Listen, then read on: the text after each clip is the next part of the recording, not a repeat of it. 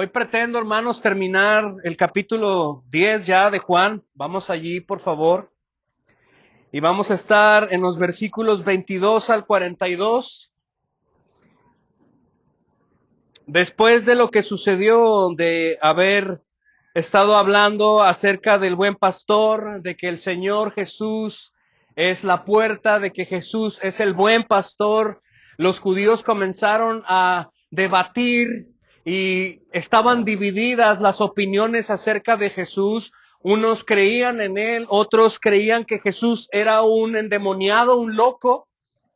Pero lo que nos deja ver Juan, hermanos, es que la intención del evangelio de Juan, el apóstol Juan, es evidenciar en todo su evangelio testimonios tangibles de que Jesús es el Cristo, el Hijo de Dios, y que te es necesario a ti, si todavía no has sido salvado, tu alma no ha sido salvada, depositar tu confianza en Él, en su persona y en su obra. En el versículo 22 nos transporta a unos meses delante de lo que pasó en la última conversación que Jesús tuvo. Dice Juan, versículo 22, en estos días se celebraba en Jerusalén la fiesta de la dedicación. Era invierno y Jesús andaba por el templo en el pórtico de Salomón. Entonces los judíos lo rodearon y le decían, ¿hasta cuándo nos vas a tener en suspenso? Si tú eres el Cristo, dínoslo. Jesús le respondió, yo se los he dicho a ustedes y no creen. Las obras que yo hago en el nombre de mi Padre, estas dan testimonio de mí. Voy a parar allí para explicar qué es lo que está sucediendo. Lo que acabamos de predicar el domingo pasado, hermanos, sobre el buen pastor, que Jesús es el buen pastor, que Él es la puerta y que causó división otra vez entre los judíos, pasaron ciertos meses después de ese evento. Ahora nos situamos por ahí del mes de noviembre y diciembre. Hay frío, es invierno. Y en este tiempo se está celebrando la fiesta de la dedicación. ¿Cuál es la fiesta de la dedicación? La fiesta de la dedicación surgió en el periodo intertestamentario. El periodo intertestamentario es un periodo que hubo, es un lapso, es un tiempo que hubo entre el Antiguo Testamento y la iniciación del Nuevo Testamento, mayormente conocido como las guerras de los macabeos. ¿Alguien ha escuchado eso? Hay un libro en unas Biblias, por ejemplo, las Biblias católicas romanas tienen una historia, tienen el libro de primera y segunda y tercera de Macabeos, y esa historia fue verídica. Hablan acerca de las guerras que tuvieron los judíos, guiados por un hombre que se apellidaba o que se llamaba Macabeo, y tenía hijos. Ellos guerrearon y pelearon con Antíoco Epifanes. Antíoco Epifanes fue un combatiente fuera de Israel, enemigo de Israel, y él cumplió la profecía de Daniel, donde Daniel, hermanos, habla de la abominación desoladora. Y lo que hizo Antíoco Epifanes fue que llegó a conquistar o a guerrear con Israel y tomó un cerdo, entró al lugar santísimo y lo sacrificó.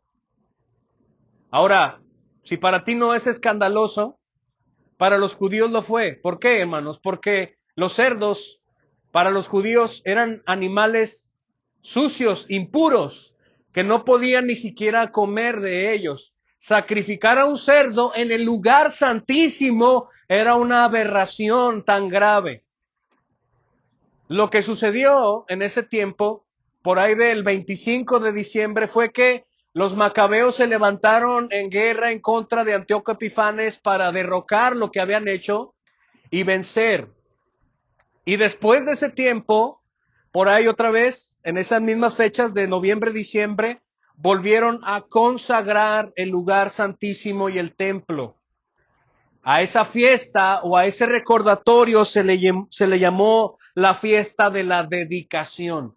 Volvieron a consagrar otra vez el lugar santísimo después de la abominación desoladora que había profetizado Daniel. a través de los eventos de Antíoco Epifanes. Y este tiempo, hermanos, esta fiesta que se generó en el periodo intertestamentario, era recordada después por los judíos. Y Juan establece que ese invierno, que Jesús estaba paseando en el patio, en el pórtico de Salomón, lugar donde también cobran los hechos en Hechos capítulo 3, donde llegaban los discípulos del Señor y comenzaron a predicar el evangelio. ¿Recuerdan Hechos capítulo 3?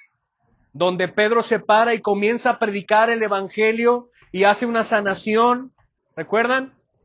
Bueno, es diciembre, es invierno, Jesús está allí, está en la fiesta de la dedicación y salen, dice ahí versículo 24. Entonces los judíos lo rodearon y le dijeron al Señor, le preguntaron a Jesús, ¿hasta cuándo? ¿Hasta cuándo nos vas a tener en suspenso? Esta pregunta no está cargada de como de una duda genuina, ¿sí?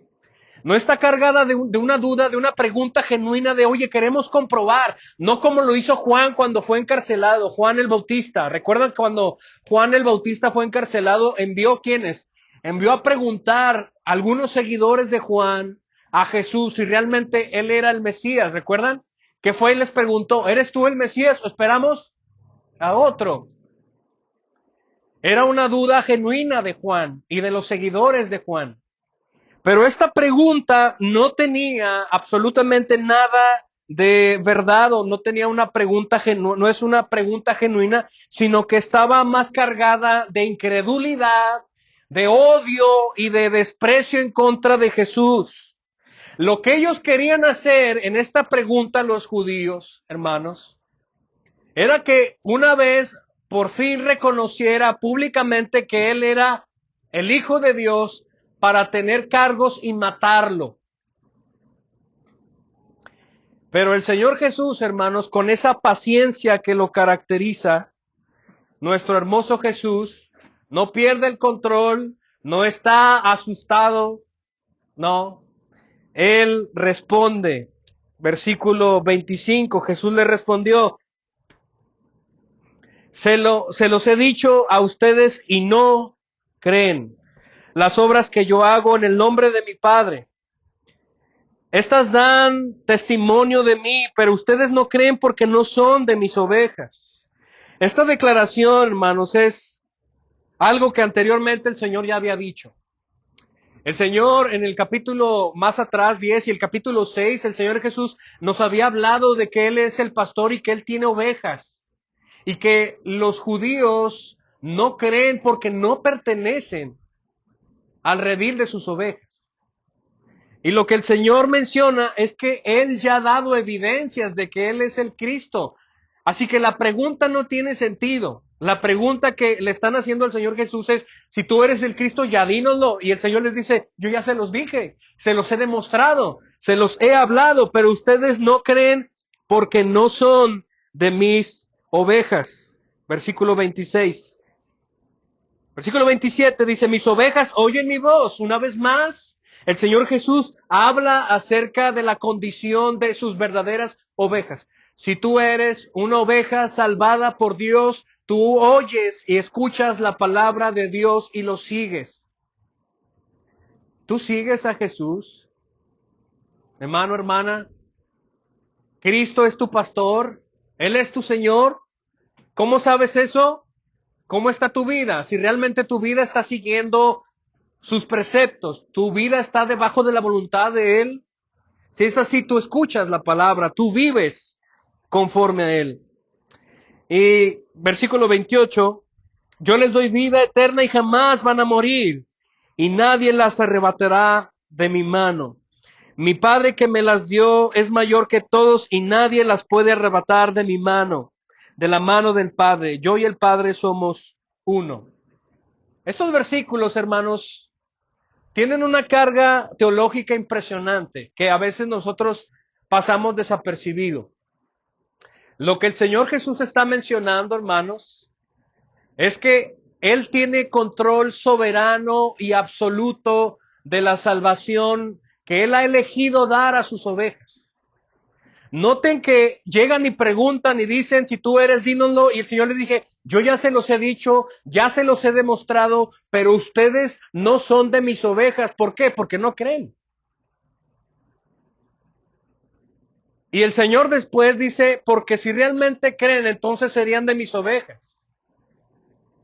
Y después comienza a decir que sus ovejas tienen vida porque Él les da vida y su salvación no va a terminar. La salvación que Dios da a sus hijos, hermanos, no tiene fecha de caducidad. Lo mirábamos, lo enseñábamos el miércoles pasado en la escuela bíblica, hablando acerca de la perseverancia de los santos, de la perseverancia que Dios nos ha regalado. Nosotros hemos sido salvados por Dios por pura gracia y esa salvación se sostiene por pura gracia hasta el final. ¿No es así? Nosotros conseguimos la salvación por gracia y se mantiene por gracia. Como decíamos, hay personas que creen que la salvación Dios te la dio por gracia, pero tú tienes que mantenerla, tienes que sudar tu salvación y ganártela con tus obras. No, hermanos. La palabra de Dios enseña que la salvación es para siempre, perpetuamente. ¿Por qué? Porque Él murió por nosotros, porque Él resucitó de la muerte. ¿Y por qué?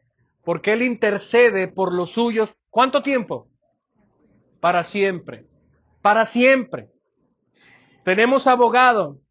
Y lo que el Señor Jesús está mencionando aquí, hermanos, es que las verdaderas ovejas de Él tienen vida y no van a morir jamás. Y no está hablando en un sentido físico, está hablando del alma, de la salvación de sus ovejas.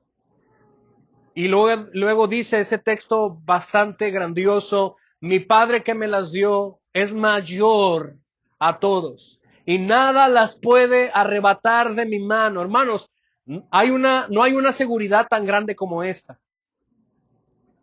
¿Quién es más poderoso que Dios? ¿Quién es más soberano que Él? A mí me encanta un pasaje del Antiguo Testamento, me llena mucho me consuela, me anima, me da todo, hermanos. Y ya lo he mencionado anteriormente, Isaías capítulo 6, versículo 1 al versículo 3 me encanta. Dice Isaías que en el año que murió el rey, dice, Usías, vi yo al Señor alto y sublime, dice. Y lo que me llena de alegría, de gozo, es que el mundo puede caerse, los reyes pueden morirse, y ahorita como está nuestro país y el mundo, hermanos, a veces veo las noticias y hay algo en mi corazón como que quiere empujarse a tener temor y preocupación. Pero después recuerdo la palabra de Dios en estos términos y yo quedo consolado y conforme de que Dios es soberano y Él no está apurado por nada. Porque Él es soberano y Él está sentado en su trono. El rey Usías murió, pero Dios está sentado en su trono. Hermanos, si tú estás en Cristo, nada, absolutamente nada puede separarte de su amor. La pregunta estaba cargada de odio hacia Jesús para que de una vez por todas Él reconociera públicamente que Él era el Mesías. Para poder tener argumentos y comenzar a arrestarlo. Y más adelante Juan nos va a decir que esa era la intención. Versículo 31. Los judíos volvieron a tomar piedras para tirárselas. Esta es la segunda vez que los judíos comienzan a agarrar piedras otra vez para querer matar al Señor Jesús.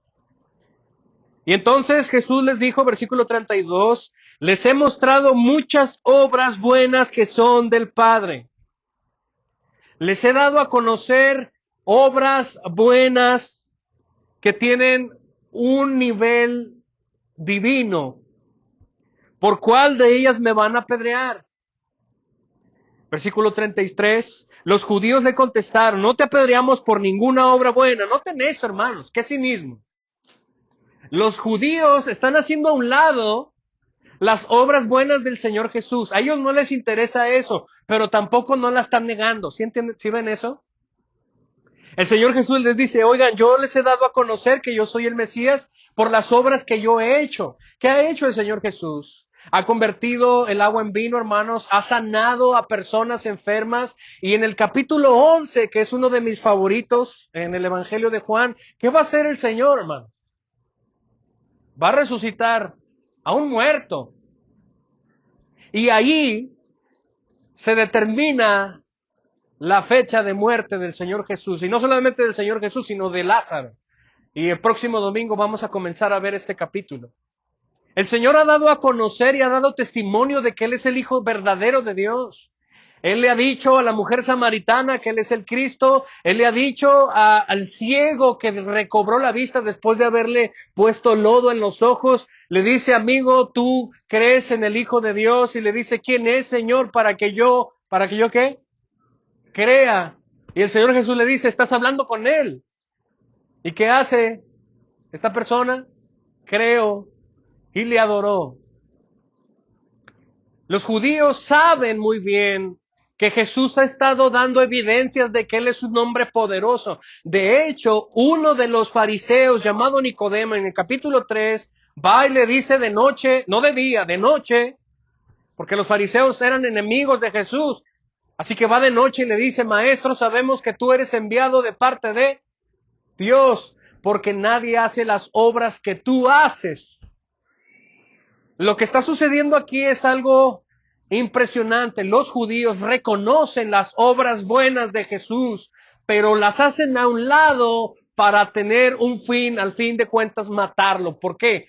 Porque ellos están entendiendo que Jesús se está autodeclarando Dios. ¿Sí notan eso?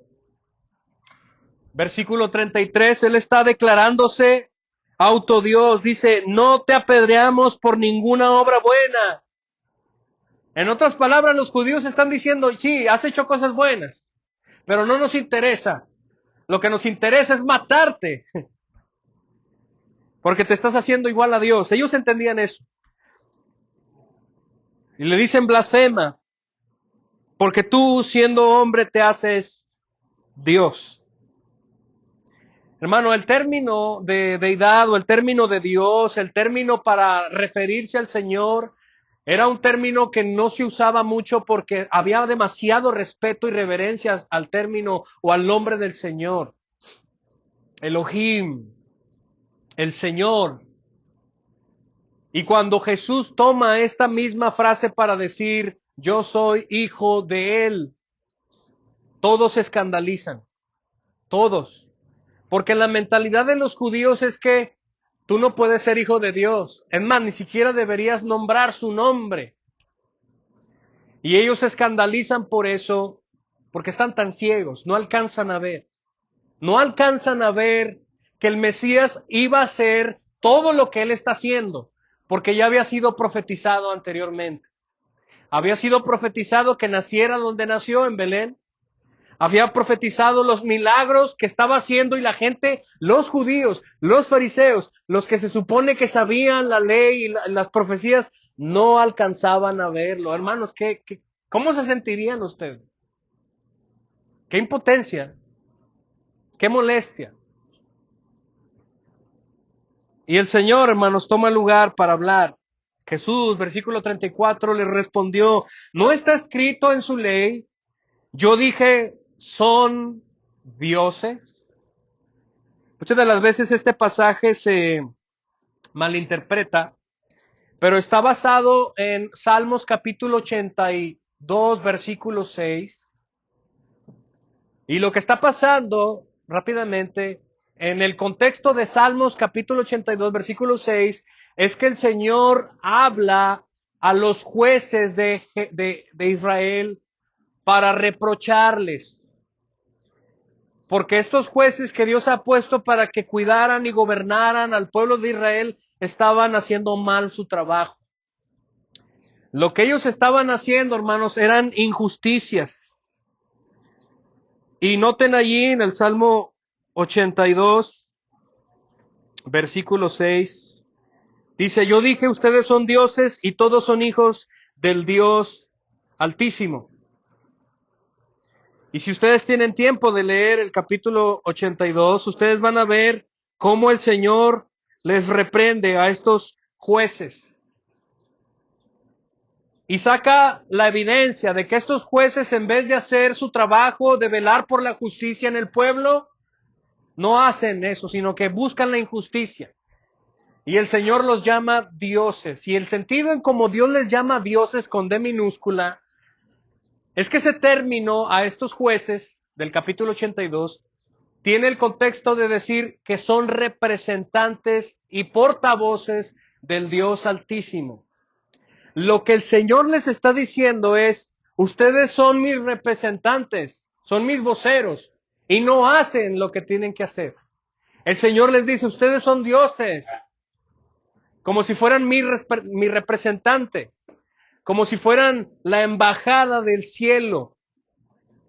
Y el Señor utiliza esta frase en el versículo que estamos leyendo en Juan, y el Señor apela a este salmo, versículo 34, no está escrito en su ley, yo dije son dioses. Versículo 35, si aquellos a quienes vino la palabra de Dios los llamó dioses con D minúscula y la escritura no se puede violar. A quien el Padre santificó y envió al mundo, ustedes dicen blasfemas, porque dije yo soy el Hijo de Dios. La declaración del Salmo 82 no quiere decir que los jueces fueran dioses, literal. No es que ellos fueran divinos, no. El Señor les está llamando dioses por la vocación que tienen, por la responsabilidad, ser portavoces de Dios. Y el Señor Jesús utiliza esta misma frase para decir, si Dios los llamó dioses con D minúscula a ellos impíos que no estaban haciendo su trabajo, oigan, ¿cuánto más yo? Que yo les he demostrado ser el Hijo de Dios.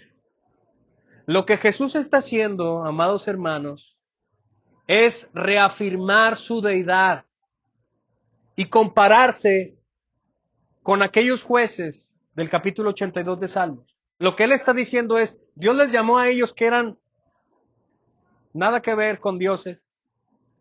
Yo que digo que soy Dios y tengo el testimonio para decir que soy Dios, ¿me llaman blasfema? ¿Sí conecta? El Señor está apelando a eso y está diciendo, yo soy verdaderamente Dios y se los demuestro. ¿Con qué? Con las obras que he hecho. No como aquellos que Dios les llamó Dios y vivían alejados. Yo soy el verdadero Dios.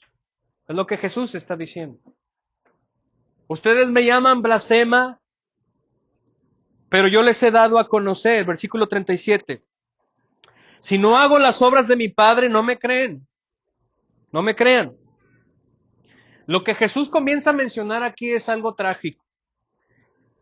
Él está agotando los recursos para, de una vez por todas, que los judíos entendieran y vieran que Él es el Mesías. Y lo que Él al final está diciendo, bueno, si no hago las obras de mi Padre, entonces no me crean. Pero, versículo 38, si las hago, aunque a mi Padre no me crean, aunque a mí no me crean, crean a las obras, para que sepan y entiendan que el Padre está en mí y yo en el Padre. Lo que Jesús está diciendo aquí, amados, es que ya Él se está saliendo de la argumentación para decir, bueno, si no me creen que yo, bueno, crean lo que he hecho. Si no creen a mi persona, si no creen lo que está en mi persona como Jesús, como el Mesías, bueno, al menos crean en lo que he hecho. Porque las obras de Jesús eran irrefutables, hermanos. Lo que Jesús había hecho en su ministerio era conocido por todos. Y de paso hay algo interesante. Esta narrativa de capítulo 10 de Juan es el último evento que Juan registra del último acontecimiento del ministerio de Jesús. Juan está cerrando en este capítulo ya los 3 años de ministerio de Jesús. Y él está hablando con los judíos para por una última vez decirles, crean que yo soy el Mesías. Pero ellos se resisten. Ellos se resisten y se ofenden para agarrar piedras y matarlo. Y el Señor les dice, bueno, si no van a creer en mí, si no van a creer lo que yo soy, bueno, crean lo que yo he hecho, hermanos.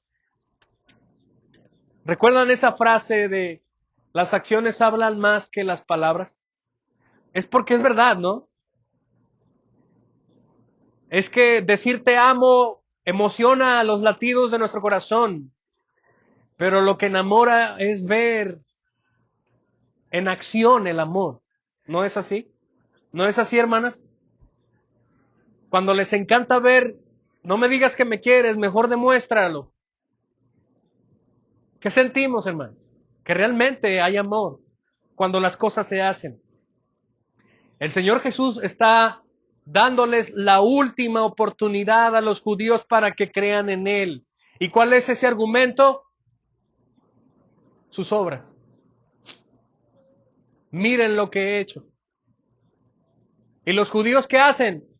No te vamos a matar por lo que has hecho. No nos interesa lo que hiciste. Te vamos a matar porque te estás haciendo igual a Dios. Y el Señor dice, pues que soy Dios. Soy Dios. Y tengo manera de testificar que soy Dios a través de mis obras.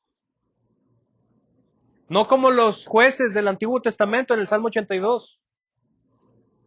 No, yo soy el verdadero Dios. Y ellos no alcanzan a ver esa realidad.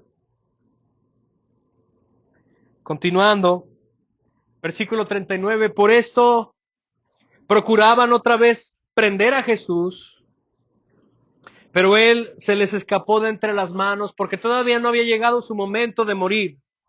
Se fue de nuevo al otro lado del Jordán, al lugar donde primero había estado bautizando Juan el Bautista, y se quedó allí. Muchos vinieron a él y decían, aunque Juan no hizo ninguna señal, sin embargo, todo lo que Juan dijo de Jesús, era verdad. Y muchos ¿qué? Creyeron allí en Jesús. Terminando de hablar con los judíos, hermanos, y después de que se les pasó por los ojos la última oportunidad de aceptar que Jesús era el Mesías, el Señor desaparece de la escena y va a estar cerca de 4 a 6 meses en el Jordán para después de ese tiempo ir a la cruz. Regresa al Jordán otra vez, donde Juan el Bautista bautizaba. Y mucha gente iba a ver a Jesús y a escucharlo. Y en ese periodo, hermanos, muchos creyeron en él, muchos judíos creyeron en él. Y decían, Juan el Bautista, todo lo que habló de Jesús era verdad. ¿Por qué? Porque veían y comprobaban sus obras. Y creían que él era el Mesías. Si tú estás aquí sin Cristo, si tú no has sido salvado por el Señor, si todavía estás en esa incredulidad, cree a las obras. Cristo es Dios en carne humana. Cristo es nuestra salvación prometida desde la eternidad pasada.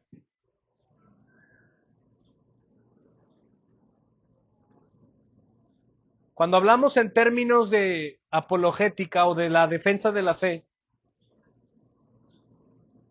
mucha gente hoy día se cree atea y se cree agnóstica. Pero ¿sabías tú que comprobar que Jesús resucitó es algo real y posible? ¿Sabías tú eso? Si tú, que eres creyente, algún día alguien va y te pregunta, oye, ¿cómo me demuestras que Jesús resucitó? ¿Qué le dirías? ¿Tienes las evidencias para decirle? Esta persona no cree en la Biblia. Así que si le lees un pasaje no te va a creer. ¿Qué vas a hacer? Hay que apelar al método legal, es lo que se conoce como el método legal. No podemos decirle al mundo que vamos a comprobar que Jesús resucitó de la muerte a través del método científico. ¿Sabes qué es el método científico? El método científico es comprobar algo tangible en un laboratorio. Y tú no puedes traer a Jesús a un laboratorio para comprobar que Él realmente resucitó. Pero el método legal sí es posible. ¿Tú crees que el ser humano pisó la luna? ¿Creen en eso o no? Hay gente que dice que no. ¿Alguien cree, hermanos, que Hitler existió? ¿Tú estuviste allí? ¿Y cómo sabes que es verdad? Por el método legal. ¿Tú crees que Platón, hermanos, existió? ¿Un pensador filósofo? ¿Sí crees? ¿Y tú estuviste allí? No. Pero lo creemos porque hay historia, porque hay gente que habla de esas personas. Bueno, ¿sabías tú que los escritos originales y copias del filósofo Platón solamente existen 7 copias? Y estamos hablando de 1200 años atrás. ¿Sabes cuántas copias del Nuevo Testamento existen hoy día? Más de 5800 copias del Nuevo Testamento. Cerca de 24,000 copias. No existe ningún libro más antiguo que la Biblia que tenga más de 5000 copias. Y de esas 5000 copias no hay muchos errores. Todos hablan lo mismo. Y los errores que hay son gramaticales, porque se equivocaron los copistas. ¿Sabías tú a cuántas personas Jesús apareció después de resucitar? El apóstol Pablo menciona en Corintios que Jesús se apareció a más de 500 personas después de haber resucitado. Más de 500 personas. Hermanos, ¿qué sentido tendría abandonar a Jesús en vísperas de su muerte y después morir por él? ¿Qué sentido tendría? Si Jesús no resucitó, ¿qué sentido tendría haberlo abandonado cuando llegaron los soldados en el monte y se llevan a Jesús apresado? Todos los discípulos desaparecen corriendo, excepto Juan. Y Pedro iba como ahí escondido. Y el Señor había profetizado eso: heriré al pastor y toda la manada va a ser dispersa. ¿Qué sentido tendría que si lo mataron y todos fueron ahuyentados, ahora al final todos ellos que fueron ahuyentados morirían por él? ¿Cómo explicas eso? ¿Estaban locos? No, Cristo resucitó. ¿Cuál es la obra más grande, hermosa y que perdurará para siempre que Jesús hizo? Haber resucitado de la muerte. Todo el cristianismo, hermanos, se centra en la resurrección de Jesús. El apóstol Pablo en 1 Corintios 15 dice que si Jesús no resucitó, estamos perdiendo el tiempo aquí. Nuestra fe es basura. Si Cristo Jesús no ha resucitado de entre los muertos, estamos bajo la ira de Dios y nuestra fe no sirve de nada. Sin embargo, Él ha resucitado. Cree a las obras de Jesús. Si tú estás aquí sin Cristo, cree a las obras de Jesús. No seas como estos judíos que dejaron pasar la oportunidad de abrazar al Mesías y decir: sí, Señor, ahora yo creo, ahora yo veo que tú eres el Cristo. No seas como ellos. Cree a las obras de Jesús. Él resucitó de entre los muertos y vive hoy para siempre. Cree. Por favor, cree. Al final de este capítulo podemos ver, hermanos, que sí creyeron muchos judíos. Creyeron muchos que Él era el Mesías porque comprobaron lo que Juan el Bautista les había enseñado por un largo tiempo. Ellos escucharon lo que Juan decía del Mesías y ellos lo estaban comprobando de viva voz y de esa experiencia personal al ver a Jesús estar allí. Cree. Ven a Él en arrepentimiento y fe. Cree en Él. No seas como estos judíos.